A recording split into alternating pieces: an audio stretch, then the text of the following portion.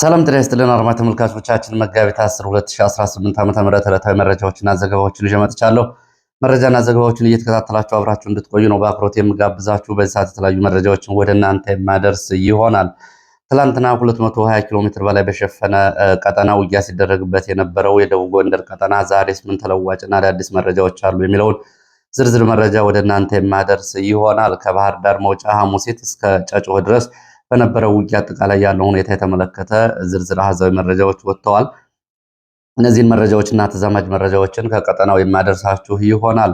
በአጠቃላይ ፋኖ ጋር እየተደረገ ያለውን ውጊያ ተከትሎ በደቡብ ጎንደር በተለይ የሚገኙ የብልጽግና አመራሮች በመከላከያ ግፊትና በፋኖ በኩል በሚደርሰው ጥቃት ከፍተኛ ኢላማ ሆነናል በሚል መልቀቂያ እያስገቡ መሆኑንና መልቀቂያቸው ደግሞ እንደዚሁ ተቀባይነት እያጣ በመሆኑ ህይወታቸው እያለፈ መሆኑን ጓደኞቻቸው ገልጸዋል። ከዚህ ጋር በተያያዘ ያሉ መረጃዎችንና አሁን የብልጽግና ባለስልጣናት ያሉበትን አጠቃላይ ሁኔታ በተመለከተ የሚያሳየውን መረጃ እንዲሁም ደግሞ በአማራ ክልል በተለያዩ አካባቢዎች ያሉ የፖሊስ አባላትም እንደዚሁ መከላከያ በኮማንድ ፖስት ክልሉን ማስተዳደር ከጀመረ ከ3 ዓመት ወዲህ ጀምሮና ባለው ጦርነት ምክንያት ያሉበትን አጠቃላይ ሁኔታ በተመለከተም እንደዚሁ የደረሱ መረጃዎች አሉ።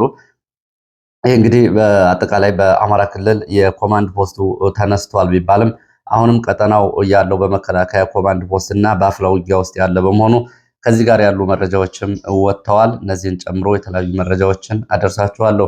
ትናንትና በነበረው ዘመቻ እንግዲህ በአጠቃላይ በብልጽግና ባለስልጣናት ላይ ከፍተኛ ጉዳት ደርሷል።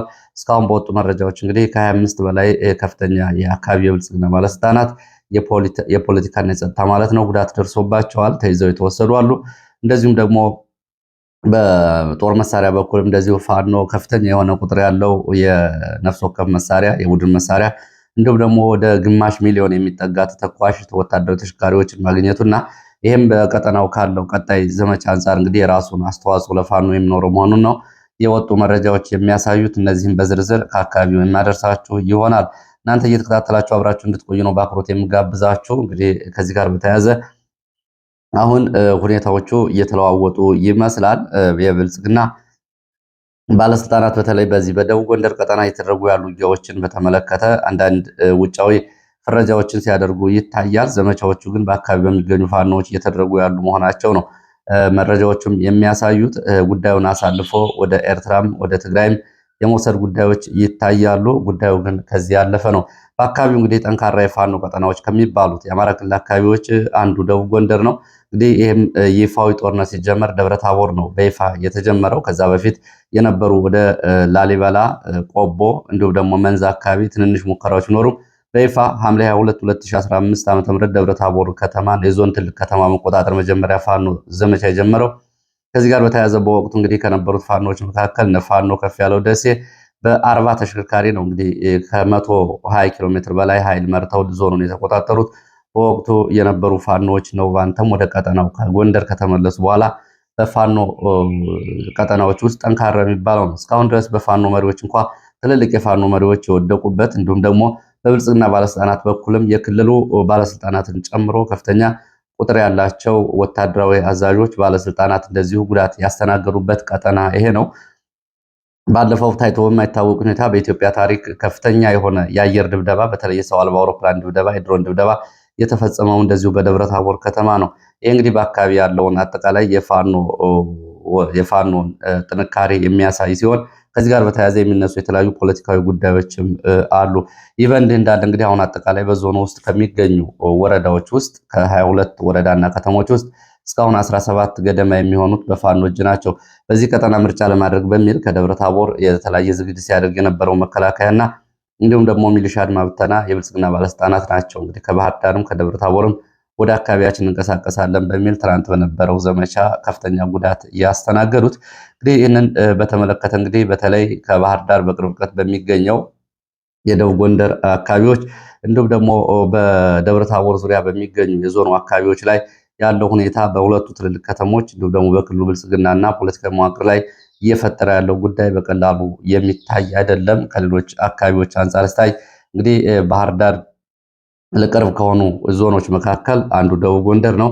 ስለዚህ የክልሉ አጠቃላይ የፖለቲካ ሁኔታም የሚያሳየው የዚሁ ነጸብራቅ ነው። መረጃዎቹን ከዚህ አንጻር የ24 ሰዓት መረጃዎችን አደርሳችኋለሁ። ወደ ትግራይ የሚወስድን መረጃ አለ። እንዲሁም ደግሞ ፋኖ አዲስ የጦር መሳሪያ በተለይ የአየር ኃይል ምድብ እያቋቋመ ስለመሆኑ እና በዚህ በኩል በሸዋ ቀጠና የተሰማውን መረጃ እንደዚሁ አደርሳችኋለሁ። ሌሎችም የመካከለኛው ምስራቅ መረጃዎች አሉ። ወደ ትግራይ የሚወስድን መረጃዎች አሉ። ምናልባት ከድምፅ ጫና ጋር በተያያዘ ላለው የድምፅ ጥራት ይቅርታ ጠይቃለሁ። የጉንፋን የሚመስል ነገር ነው አሁን እንግዲህ ጫና የፈጠረብኝ። ወደ መረጃዎቹ ሲሄድ መካከለኛው ምስራቅ እንዴት አደረ የሚለውን አጫጭር መረጃዎች ወደ እናንተ አደርሳለሁ። መካከለኛው ምስራቅ እንግዲህ ጦርነቱ ከተጀመረ በሚቀጥለው ቅዳሜ 21ኛ ቀኑን ይይዛል። ዛሬ ወደ 19ኛ ቀኑ ገብቷል። በዚህ ጦርነት ውስጥ እንግዲህ የዓለም የኢኮኖሚ፣ ፖለቲካዊ፣ ወታደራዊ ሁኔታዎች እየተለዋወጡ ነው። በዚህ ላይ የኢራን የድሮን እና የሚሳይል ቴክኖሎጂም እንደዚሁ የራሱን ምልከታ እያሳየ ነው የሚገኘው።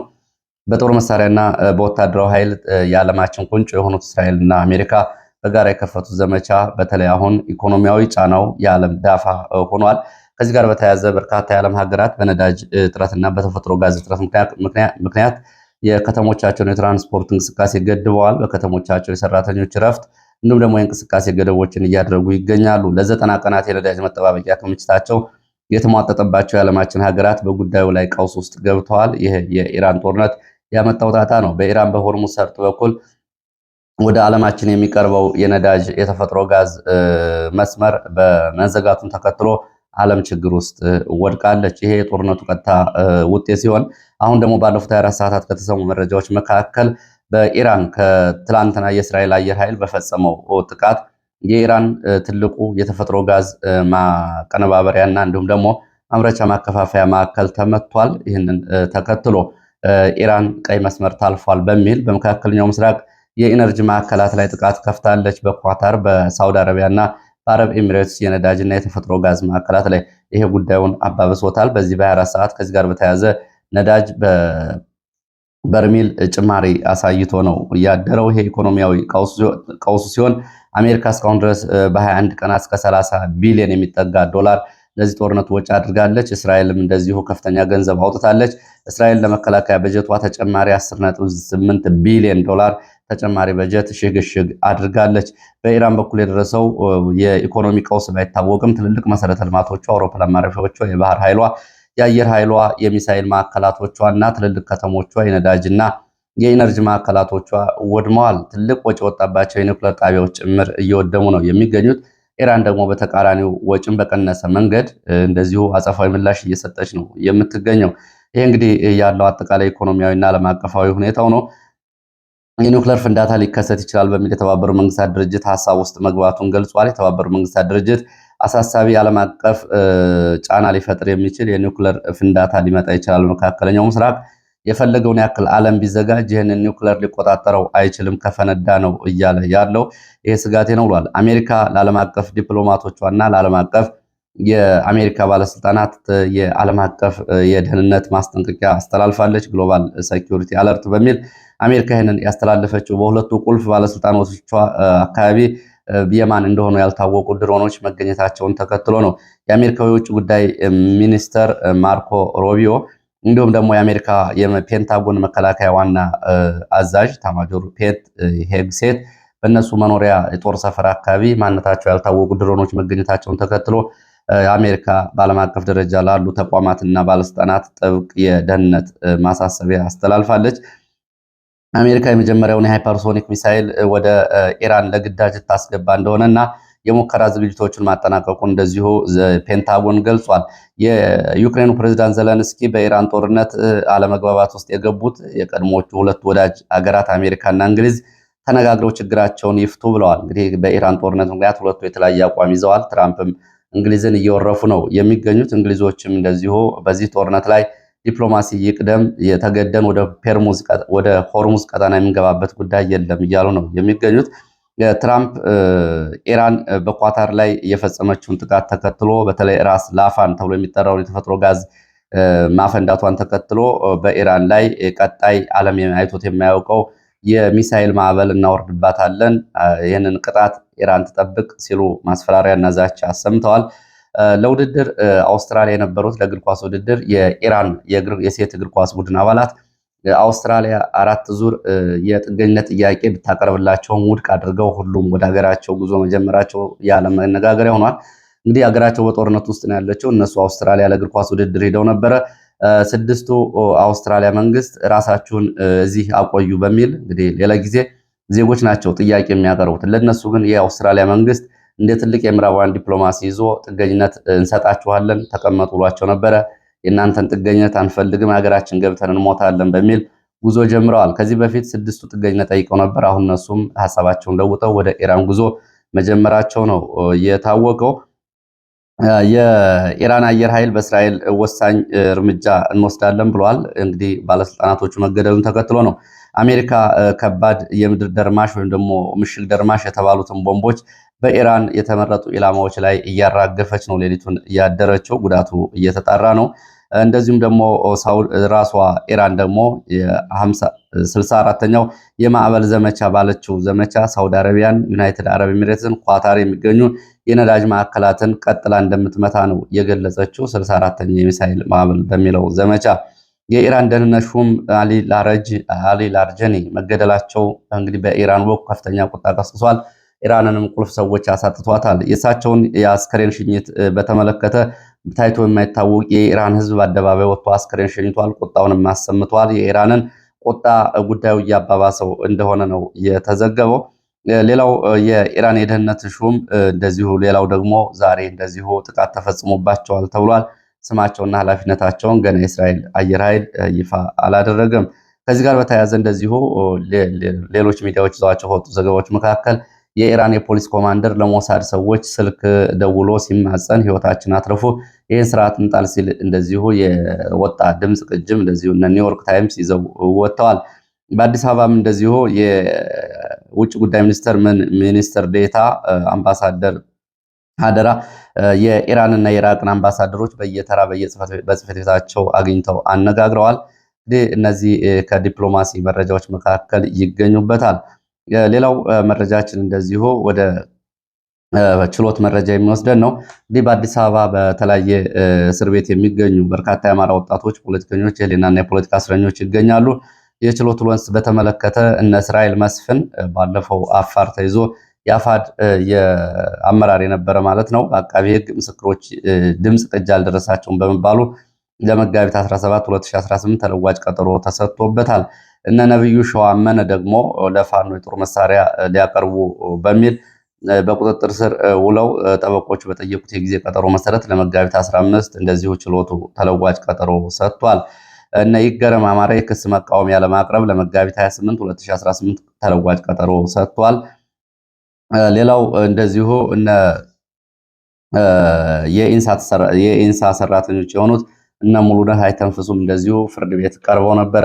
እንግዲህ የኢንሳ ባለሙያዎችን 6 የኢንሳ ባለሙያዎች ጉዳይ ሲነሳ አድማጭ ተመልካቾቻችን ካሁን በፊት እንደምታስታውሱት የኢንሳ ከፍተኛ የኮምፒውተር ባለሙያ የቀድሞ የነበረውና በኋላ የአማራ ባንክ የቴክኖሎጂና የኮምፒውተር ባለሙያ የነበረው ኢሳያስ በላይ በእስር ቤት በአሰቃቂ ሁኔታ መገደሉ ባለፈው ዓመት ከነበሩ መነጋገሪያ ጉዳዮች አንዱ ነው። አሁን የእሱ ባልደረቦች ትናንትና ፍርድ ቤት ቀርበዋል። እነዚህ ፍርድ ቤት የቀረቡት ደግሞ ትናንትና ለምስክርነት ጀነራል አበባው ታደሰን የመከላከያ ምክትል ኢታማዦር ሹም እንዲሁም ደግሞ ብርጋዴር ጀነራል ጌትነት አዳነ የመከላከያ ዋና ቃል አቀባይ፣ አረጋ ከበደ የአሁኑ የአማራ ክልል አስተዳዳሪ የቀድሞው የአማራ ክልል አስተዳዳሪ ይልቃል ከፋለን ጨምረው ፍርድ ቤት ቀርበው ማብራሪያ እንዲሰጡና መጥሪያ እንዲጽፍላቸው ፍርድ ቤቱን ጠይቀዋል። እነዚህ እንግዲህ ጓደኛቸው ኢሳያስ በላይ በአዋሽ አርባ በአዋሽ በአሰቃቂ ሁኔታ ከተገደለ በኋላ አሁን እነሱ በእስር ላይ ነው የሚገኙት። በነገራችን ላይ አድማጭ ተመልካቾቻችን ምናልባት ቤተሰቦቹን መደገፍ የምትፈልጉ ከሆነ አሁን እናቱ እና ባለቤቱ ልጁ ችግር ላይ ነው ያሉት። እናቱም እንግዲህ ከጎንደር ስማዳ መጥተው አሁን አዲስ አበባ እንደሚገኙ እንደዚሁ መረጃዎች ጠቁመዋል። ድጋፍ ብታደርጉላቸው እንግዲህ መልካም ይሆናል። ለማንኛውም የኢንሳ ሰራተኞች እነ ሙሉነህ አይተንፍሱ ከውጭ ጠላት ጋር በመተባበር የሚለውን ክሳቸውን አንቀበለውም ብለዋል። በአማራ ክልል ያለው ጦርነት በውጭ ኃይል የተወረረ ጦርነት ሳይሆን በሀገር ውስጥ ያለ ጦርነት ነው። ስለዚህ ክሱን አንቀበለውም ብለዋል።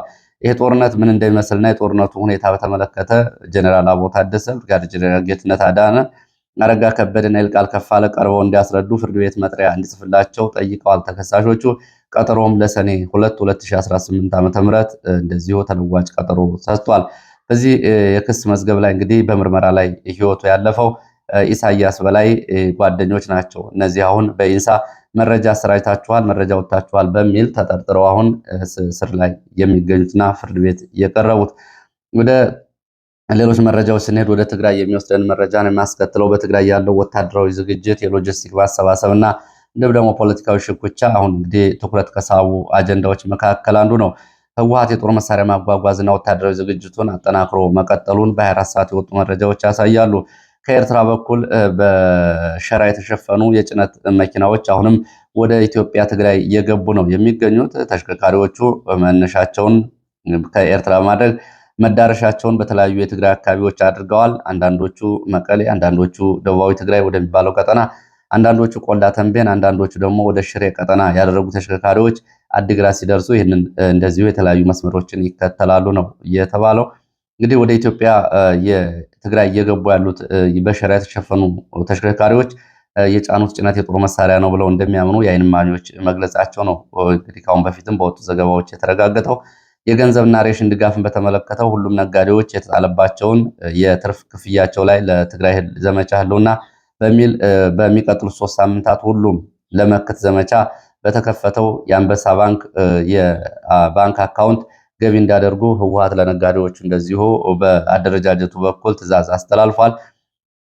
እንዲሁም ደግሞ እስከ መጋቢት 30 ደግሞ የደረቅ ሬሽን እንግዲህ እንደ በሶ፣ ሽሮ፣ እንጀራ፣ ቋንጣ የመሳሰሉት ደግሞ ከአርሶ አደሮችና ከተፈናቃዮች የሚሰበሰበው ከከተማ ነዋሪዎች ሎጂስቲክ ደግሞ አሰባሰብ ዘመቻ እንዲጠናቀቅ እስከ መጋቢት 30 ጊዜ ቀጠሮ ተሰጥቷል።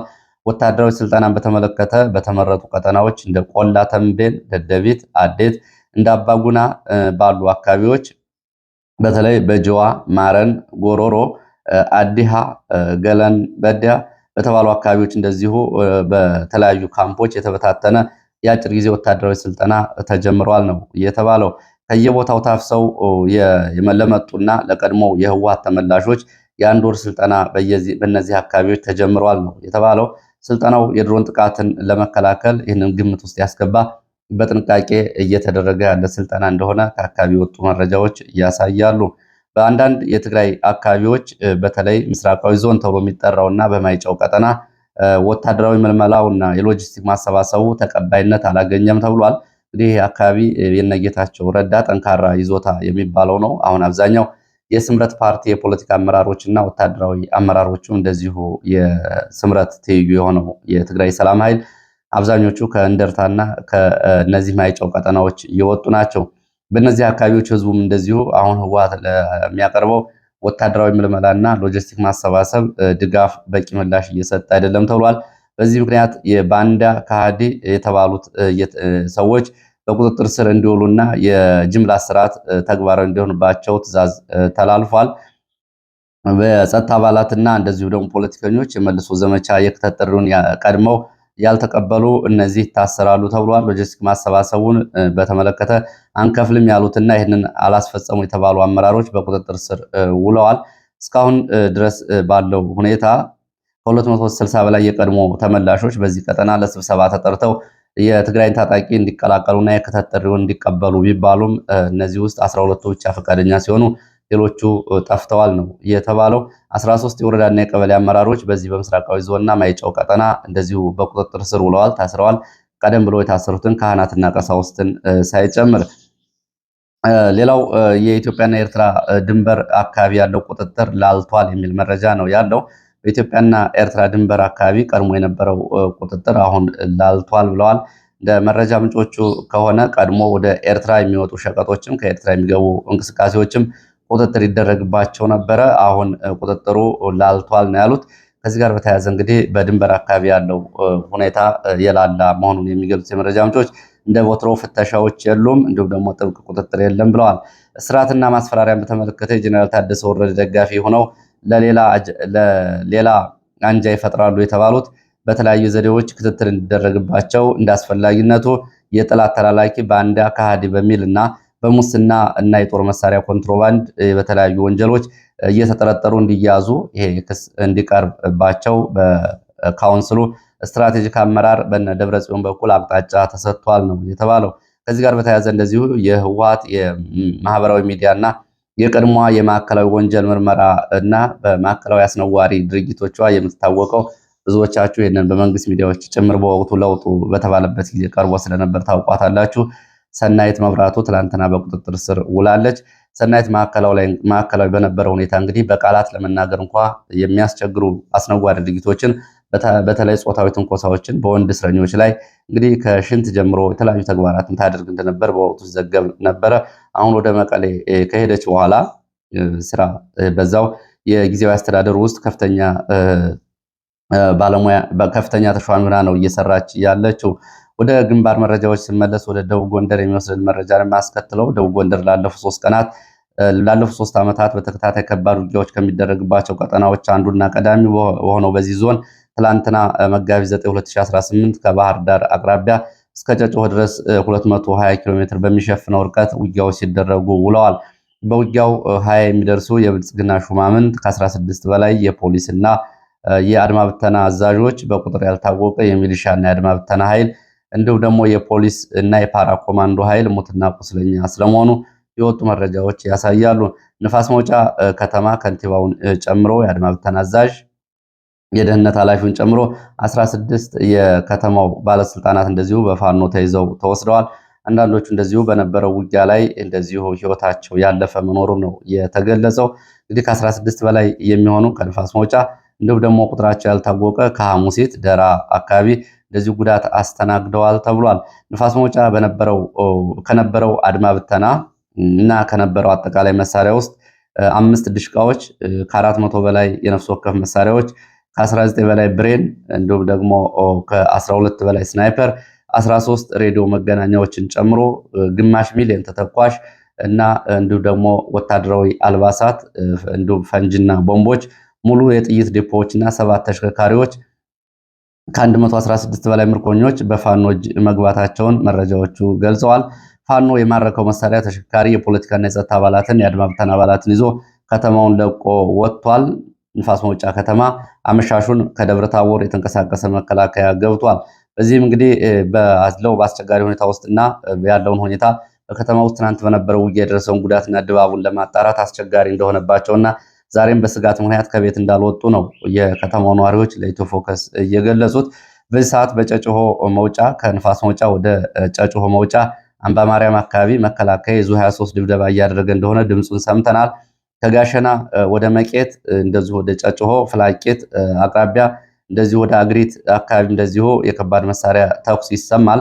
ከጋሸና ወደ ንፋስ መውጫ ከሰሜን ወሎ ማለት ነው በጨጭሆ በኩል መንገዱን ለማስከፈት መከላከያ ከፍተኛ እንቅስቃሴ እያደረገ ሲሆን በዚህ በኩልም እንደዚሁ ከደብረ ታቦር የሄደው ደግሞ ጨጭሆን እንደዚሁ ለማስከፈት ከንፋስ መውጫ አቅጣጫ የከባድ መሳሪያ ድብደባ እያደረገ ሲሆን በፋኖ በኩል ስለተሰጠ ያጸፋ ምላሽ የታወቀ ነገር የለም ነው ያሉት። በትላንቱ ዘመቻ ፋኖ ለቀጣይ ግዳጅ የሚሆነውን ከፍተኛ ወታደራዊ አቅም አግኝቷል ያሉት የመረጃ ምንጮቹ በተሽከርካሪ፣ በቡድን መሳሪያ፣ በነፍስ ወከፍ በተለይ በተተኳሽ በኩል እስከ ግማሽ ሚሊዮን የሚደርስ ተተኳሽ የቡድን መሳሪያዎችን አግኝቷል። የማቅሙን ከፍተኛ ሁኔታ ያሳድግለታል። የብልጽግና መዋቅር አስደንጋጭ ከሆኑ ዘመቻዎቹ አንዱ ይሄ ሆኖበታል ብለዋል። ከዚህ ጋር በተያያዘ ከሰሜን ወሎ እና ከባህር ዳር ተጨማሪ መከላከያ እና መካናይዝድ እግረኛን ጨምሮ ወደ ደብረ ታቦር ቀጠና እየተንቀሳቀሰ መሆኑን የወጡ መረጃዎች ያሳያሉ። ከባህር ዳር በሁለት አቅጣጫ ወደ ደብረ ታቦር፣ አንደኛው በሐሙሲት ወረታ፣ አንደኛው ደግሞ በሐሙሲት አንበሳሜ ስቴጋሳይ ደብረ ታቦር በኩል ለዚሁ ኃይል እንቅስቃሴ ሲኖር ከሰሜን ወሎ ደግሞ ከወልዲያ ከጋሸና እና ከላሊበላ ወደ ንፋስ መውጫ ተጨማሪ ኃይል እየተንቀሳቀሰ መሆኑን የወጡ መረጃዎች ያሳያሉ። ከዚህ ጋር በተያያዘ እንግዲህ የብልጽግና አመራሮች መልቀቂያ ቢያስገቡም ተቀባይነት በማጣታቸው እየሞቱ እንደሆነ ጓደኞቻቸው ይህንን ገልጸዋል። ትላንትና በደራ ሐሙሲት በነበረው ውጊያ ሁኔታውን በተመለከተ ትላንትና ጉዳት ካስተናገዱ የወረዳው አስተዳዳሪ፣ የከተማው ከንቲባ፣ የብልጽግና ፓርቲ ጽሕፈት ቤት ኃላፊ መካከል ከወራት በፊት እንግዲህ ፋኖ አካባቢውን ሲቆጣጠር ሐሙሲትና አካባቢውን እነዚህ ሰዎች ወደ ባህር ዳር ሸሽተው ባህር ዳር ውስጥ ነበር የሚኖሩት። ባለፈው እሁድ ማለት ነው እንግዲህ የደራ ወረዳ አስተዳዳሪ፣ ከንቲባው፣ ፓርቲ ኃላፊውን ጨምሮ የወረዳው አብዛኞቹ ካቢኔዎች ከባህር ዳር ሸሽተው ከቆዩበት እሁድ ዕለት ተጠርተው የመከላከያ አዛዦችና የብልጽግና ባለስልጣናት ወደ ስራ ቦታችሁ ሄዱ ተባሉ። እነሱም አንሄድም፣ እንሞታለን፣ ፋኖ ቀጠናውን ተቆጣጥሮታል፣ የምንሄድ ከሆነ መከላከያ ቀድሞ አካባቢውን ነፃ ያውጣ፣ እንደዛ ካልሆነ እኛ አንሄድም የሚል ምላሽ ይሰጣሉ። ስለዚህ መልቀቂያ እናስገባለን፣ መልቀቂያችን ተቀበሉ ብለው መልቀቂያ ሲያስገቡ እናንተን በዚህ ሰዓት ማን መልቀቂያ ይቀበላል በሚል ወደ ስራ ቦታቸው በግዳጅ እንዲሄዱ መከላከያና እንደዚሁም ደግሞ ሌሎች የብልጽግና ባለስልጣናት ማስፈራሪያ በመስጠት መልቀቂያቸውን ውድቅ አደረጉ። በሄዱ በ24 ሰዓት ውስጥ ፋኖ እንግዲህ በሐሙሲት ከተማ ላይ ከባህር ዳር በቅርብ ርቀት ማለት ነው በፈጸመው ጥቃት ውጊያ ተቀስቅሶ ከ60 በላይ ሚሊሻ አድማ ብተና እና አመራሮቹን ጨምሮ እነዚህ ከላይ የተጠቀሱት የወረዳው አስተዳዳሪ ከንቲባና የብልጽግና ጽሕፈት ቤት ኃላፊና አጃቢዎቻቸው እንደዚሁ እንደሞቱ ነው የተገለጸው። ይህንን የሰሙ የብልጽግና ሌሎች ባለስልጣናት እንድንገደል የምታደርጉን እናንተ ናችሁ፣ ወይ መልቀቂያችን ተቀበሉ፣ ወይ ደግሞ አካባቢውን በአግባቡ የሚቆጣጠር መከላከያ መድቡ፣ ከዚህ በኋላ ከእናንተ ጋር አንሰራም የሚል እንደዚሁ አቤቱታ አቅርበዋል። እነሱም በዚህ የምርጫ ጊዜ እንዲሁም ደግሞ በዚህ ቀውጢ ሰዓት ማን ይለቃቸዋል የሚል በመከላከያ ማስፈራሪያ ተደርጎባቸዋል። ከዚህ ጋር በተያያዘ ቁጥራቸው ያልታወቁ የብልጽግና አመራሮች ተይዘው ታስረዋል ተብሏል።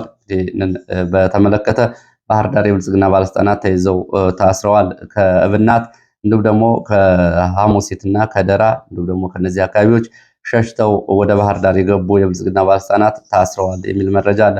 አብዛኞቹ ደብረ ታቦር ነው የሚገኙት በመከላከያ ካምፕ። ንፋስ መውጫ እንደዚሁ ቆስለው ሆስፒታል ገብተው ከነበሩት የስማዳ ባለስልጣናት መካከል ከንቲባውን ጨምሮ ዛሬ ህይወታቸው ያለፈ መኖሩን የወጡ መረጃዎች ያሳያሉ።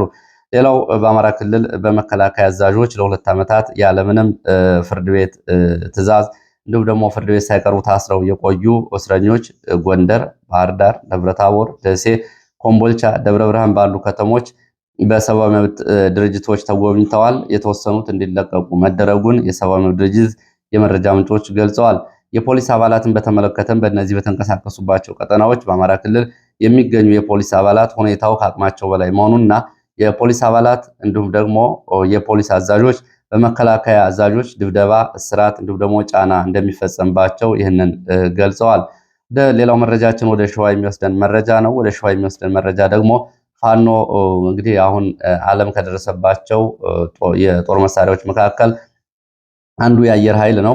በአየር ኃይል ደግሞ ሰው አልባ አውሮፕላኖች በሰው ልጅ ላይ ጉዳት ሳይደርስ እዚሁ የሚፈጽሙት ወታደራዊ የኢላማ ጥቃት ነው። ከዚህ ጋር በተያያዘ የሸዋ ፋኖ የአየር ኃይል ምድብ ክፍል በማቋቋም ካሚካዝ የተባሉ ድሮኖች መታጠቁን ይፋ አድርጓል። ፋኖ መከታው ማሞ በአማራ ፋኖ ትግል ውስጥ የመጀመሪያው የሆነውን ሰው አልባ አውሮፕላን ድሮን በመታጠቅ ላለፉት 3 ዓመታት የተሳካ ኢላማ በማጥቃት ወታደራዊ ካምፖችን ሜካናይዝድ ኃይሉን እንደዚሁ በተሳካ ሁኔታ በማጥቃት ውጤታማ ስንሆን ነበር ሲል ገልጿል። በወታደራዊ ክንፉ በኩል የካሚካዚ የተባሉ ድሮኖች በመታጠቅ ከህዳር 3 2016 ዓ.ም ጀምሮ የድሮን ውጊያ ተግባራዊ በመደረጉ የተመረጡ ኢላማዎች ጥቃት ሲፈጸም ቆይቷል። ፋኖ መከታው ማሞ ከካሚካዚ ድሮን ጋር ታይተዋል። በምስልም እንግዲህ ይህንን ባስተላለፈው መልእክት የአየር ኃይል ምህንድስናና የምርምር ባለሙያዎችን በማመስገን አማራ ከ50 ዓመታት ወዲህ የገጠመውን ሁሉን አደጋ ለመቀልበስ እንደዚህ አይነት ቁርጠኝነት ያላቸው ዘመቻዎች እጅግ አስፈላጊ ናቸው ብሏል። እንግዲህ ሰሞኑንም የፋኖ ከታጠቃቸው ሌሎች መሳሪያዎች ጋር በተያያዘ የተነሳ አንዱ ውዝግብ ነበር ሚሊሻዎች ያነሱት። ይሄ ከ2 ቀናት በፊት በነበረው ዘገባ በቅደም ተከተል መዘገቡን ታስታውሳላችሁ። አሁን ፋኖ ድሮን መታጠቁን በይፋ ራሱ ይፋ አድርጓል። እዚህ ሰዓት የነበሩ መረጃዎች እነዚህ ናቸው። ስለተከታተላችሁ በእጅጉ አመሰግናለሁ። በሌላ ተመሳሳይ መርሃ ግብር እስከምንገናኝ መልካም ጊዜ